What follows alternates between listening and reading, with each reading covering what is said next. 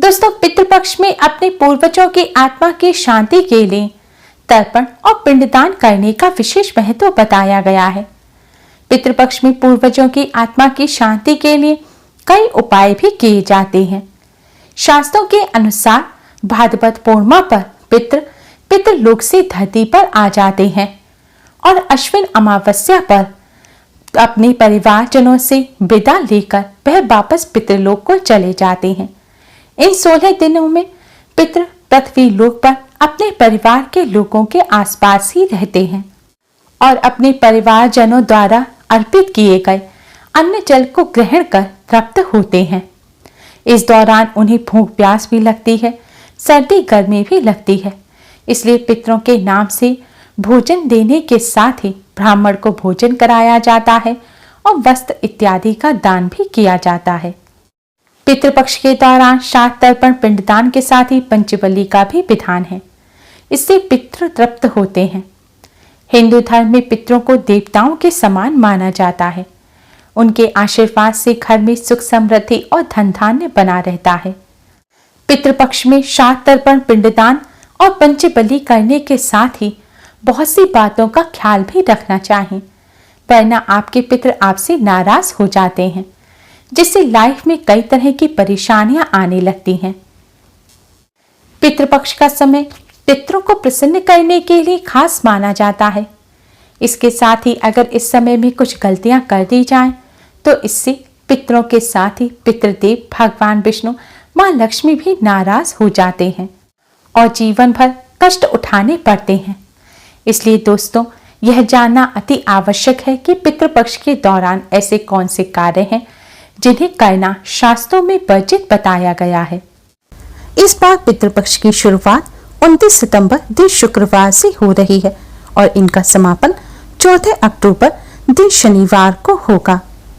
पितरों की आत्मा की शांति के लिए पितरों की मृत्यु तिथि के हिसाब से श्राद्ध किया जाता है। जिस तिथि पर जिस पितृ की मृत्यु हुई होती है, उसका श्राद्ध उसी तिथि पर किया जाता है। जैसे कि पंचमी पर जिनकी मृत्यु हुई है, तो उनका श्राद्ध पंचमी पर ही किया जाएगा, चाहे वह शुक्ल पक्ष में मृत्यु हुई थी या फिर कृष्ण पक्ष में। इस बार पितृपक्ष की श्राद्ध तिथियां इस प्रकार हैं। पूर्णिमा का जो श्राद्ध है वह 29 सितंबर को किया जाएगा। प्रतिपदा का जो श्राद्ध है वह भी 29 सितंबर को ही किया जाएगा। द्वितीय तिथि का श्राद्ध 30 सितंबर को किया जाएगा। तृतीय तिथि का श्राद्ध 1 अक्टूबर को किया जाएगा।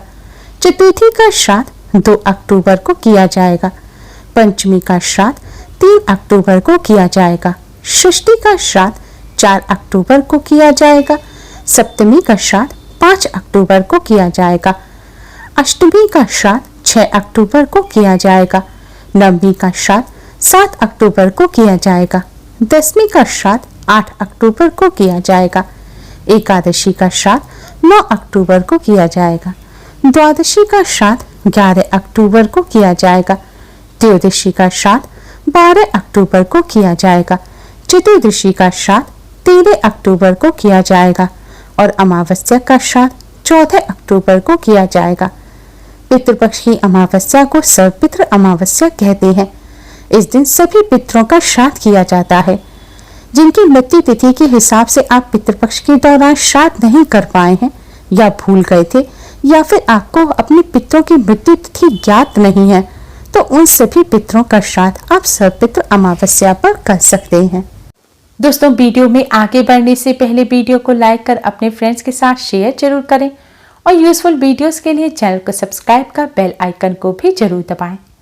तो आइए दोस्तों, जानते हैं ऐसे कौन से कार्य हैं जिन्हें पितृपक्ष के दौरान भूलकर भी नहीं करना चाहिए।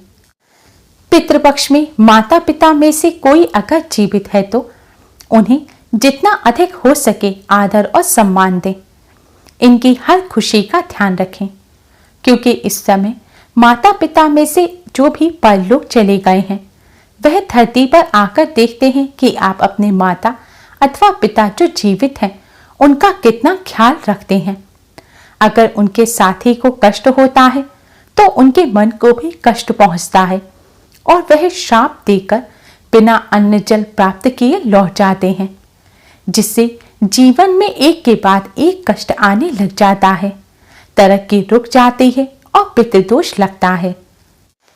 इसलिए पितृपक्ष के दौरान अपने माता पिता, दादा दादी, अपने परिवार के जनों का ख्याल अवश्य ही रखना चाहिए और अपना प्रेम व्यक्त करना चाहिए। पृथ्वी लोक पर आए पितृ जब आपको ऐसा करता देखेंगे, तब वह अपने परिवार को सुखी देखकर और आपको जिम्मेदार देखकर बहुत प्रसन्न होंगे और आपको अपना आशीर्वाद प्रदान करेंगे। पितृपक्ष के दौरान तामसिक भोजन से परहेज करें। इस समय प्याज, लहसुन, मांस, मछली, अंडा, मदिरा से दूरी बनाकर रखें। साथ ही मसूर की दाल का सेवन भी ना करें। इस दौरान चने का सेवन ना करें, चने के सत्तू का भी सेवन ना करें। पितृपक्ष में सात्विक भोजन ही ग्रहण करें। ब्राह्मण के साथ ही जब आप किसी जरूरतमंद व्यक्ति को भी भोजन दें तो उन्हें भी सात्विक भोजन ही दें। पितृपक्ष में कभी भी द्वार पर कोई पशु या मांगने वाला आए तो उसे अन्न जल जरूर देना चाहिए। कहते हैं पितृपक्ष में पितर किसी रूप में भी आकर अन्न जल की इच्छा कर सकते हैं। जो व्यक्ति इस समय द्वार पर आए जीवों को संतुष्ट करके विदा करते हैं, उनके जीवन पितरों की कृपा से आनंद और खुशी से भर जाते हैं। इसलिए पितृपक्ष के दौरान आपके घर पर कोई भी मांगने वाला व्यक्ति आए तो उसे भोजन अवश्य दें, लेकिन ध्यान रखें सात्विक भोजन ही दें। इस दौरान अपने घर की छत या आंगन पर पक्षियों के लिए पानी और दाना भी अवश्य रखें। घर के आसपास कोई पशु या जीव जंतु हो, जैसे कि चींटियां हो या बंदर हो या कोई भी पशु हो, तो आप उसे भोजन कराएं। पितृपक्ष के दौरान अधिकतर लोग केवल श्राद्ध तर्पण पिंडदान पर ही ध्यान देते हैं, लेकिन पितृपक्ष में पितरों के नाम से दीपक भी जरूर जलाना चाहिए और इसके साथ ही सभी लोगों को प्यार से भी रहना चाहिए। घर में कलह और अशांति का माहौल पितृपक्ष में बिल्कुल ना आने दें। ऐसा करने से पितृगण खुश होते हैं। जो लोग पितृपक्ष में पितरों को याद नहीं करते और घर में अशांति बनाए रखते हैं, उनके घर से मां लक्ष्मी भी चली जाती हैं, क्योंकि पितरों का शाप उनकी खुशियां छीन लेता है। इस दौरान पितृ आपको देखने धरती पर आते हैं, इसलिए आपको इस समय अधिक से अधिक अपने पितरों का ध्यान करना चाहिए, उनको याद करना चाहिए और परिवार के लोगों को घर में शांति बनाए रखनी चाहिए। साथ ही श्राद्ध तर्पण जब भी करें तो पूरी श्रद्धा और विश्वास के साथ करें, प्रेम के साथ करें।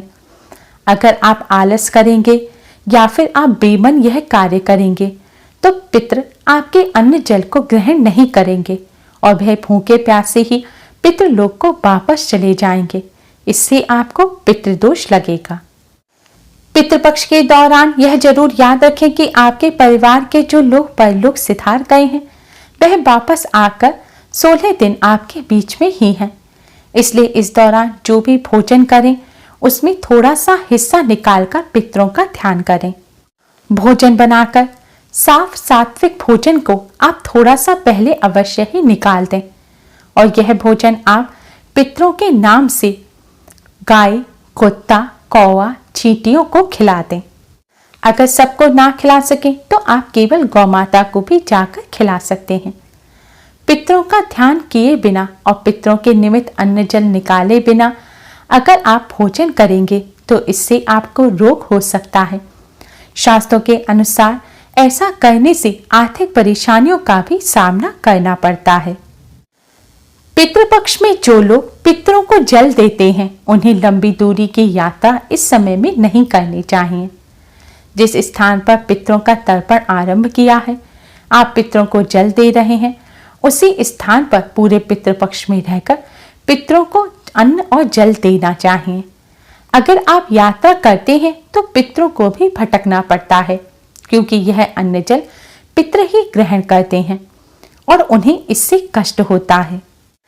अगर आप किसी तीर्थ स्थल में पितरों को अन्न जल देना चाहते हैं, इसलिए यात्रा करना चाह रहे हैं, तो पितरों से प्रार्थना करें और कहें कि हे पितरों, मैं आपकी तृप्ति के लिए आप जिस भी तीर्थ पर जा रहे हैं उस जगह का नाम लें और कहें कि आपकी तृप्ति के लिए उस जगह पर मैं आपके लिए अन्न जल दान करने जा रहा हूँ, इसलिए आप भी कृपा करके मेरे साथ चलिए।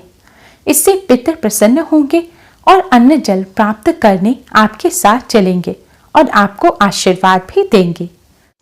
पितरों की पूजा करते समय जब जल हथेली से जमीन पर गिराएं तो इसे अंगूठे और तर्जनी उंगली के बीच से गिराएं। इसे हथेली में पितृ तीर्थ कहा गया है। इससे जल पितरों को प्राप्त होता है। सामने से अंजलि से जल गिराने से जल देवताओं को प्राप्त होता है और पितरों को नहीं। इसलिए देव और पितरों की पूजा में जल देने का अलग नियम है। इसलिए इस बात का ध्यान रखें, जब भी पितरों को जल दें तो अपने दाहिने हाथ के अंगूठे और तर्जनी उंगली के बीच में से जल चढ़ाएं। पितरों को जल देते समय हथेली में 2 चीजों का होना बहुत जरूरी है, एक कुश और दूसरा तिल। बिना तिल और कुश से जल देने से पितरों को संतुष्टि नहीं होती और वह अतृप्त होकर नाराज होकर चले जाते हैं। पितरों के नाराज होने पर जीवन में अशांति और कई तरह की परेशानियां आने लगती हैं। सबसे जरूरी बात यह है कि पितृपक्ष में जिस दिन आपके पितरों की मृत्यु तिथि हो उस दिन अपनी क्षमता और व्यवस्था के अनुसार ब्राह्मण को भोजन कराएं। ब्राह्मणों की संख्या विषम रखें, जैसे कि 1, 3, 5, 7, 11, 21 इस तरह। पितरों की मृत्यु तिथि पर जो लोग पितरों के नाम से ब्राह्मण भोजन नहीं करवाते या अन्न जल का दान नहीं करते उन्हें अगले जन्म तक इसका दंड भोगना पड़ता है। ऐसे लोगों की कुंडली में अगले जन्म में पितृदोष बनता है और असफलता उनका पीछा नहीं छोड़ती। इसलिए पितृपक्ष में पितरों का श्राद्ध तर्पण अवश्य करें, अन्न का दान करें या हो सके तो ब्राह्मण को भी भोजन अवश्य कराएं।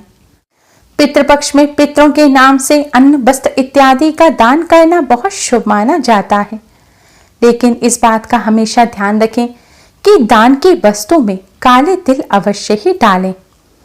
शास्त्रों के अनुसार काले तिल डालकर जब आप दान करेंगे तो वह वस्तु पितरों को प्राप्त होगी। अगर काले तिल नहीं डालेंगे तो वह राक्षसों को प्राप्त होगी। इसलिए कोई भी वस्तु हो उसमें काले तिल डालकर और अपने हाथ में काले तिल लेकर ही दान करें। पितृपक्ष शोक का समय होता है। पितृलोक से धरती लोक पर आते हैं और अपने परिवारजनों के बीच इतने समय बाद आकर दुखी होते हैं क्योंकि वह अलग योनि में होते हैं। इसलिए पितृपक्ष के दौरान किसी भी प्रकार का जश्न नहीं मनाना चाहिए और किसी के जश्न में शामिल भी ना हो। इस दौरान कोई भी मांगलिक कार्य ना करें और ना ही खरीदारी करनी चाहिए। सिर्फ रोजमर्रा की चीजें या फिर पितरों के नाम से दान देने वाली चीजें आप खरीद सकते हैं। दोस्तों, पितृपक्ष पितरों की कृपा प्राप्त करने और पितृदोष से मुक्ति पाने के लिए बहुत खास माने जाते हैं। पितरों को प्रसन्न करने के लिए पितृपक्ष के दौरान इन सभी बातों का विशेष तौर पर ध्यान रखें। उम्मीद है आपको हमारी ये वीडियो पसंद आई होगी। प्लीज लाइक कर अपने फ्रेंड्स के साथ शेयर जरूर करें जिससे वह भी इससे लाभ प्राप्त कर सकें। हमारी और भी वीडियोस के लिए हमारे चैनल को सब्सक्राइब कर बेल आइकन को भी जरूर दबाएं। Thanks for watching. Radhe Radhe.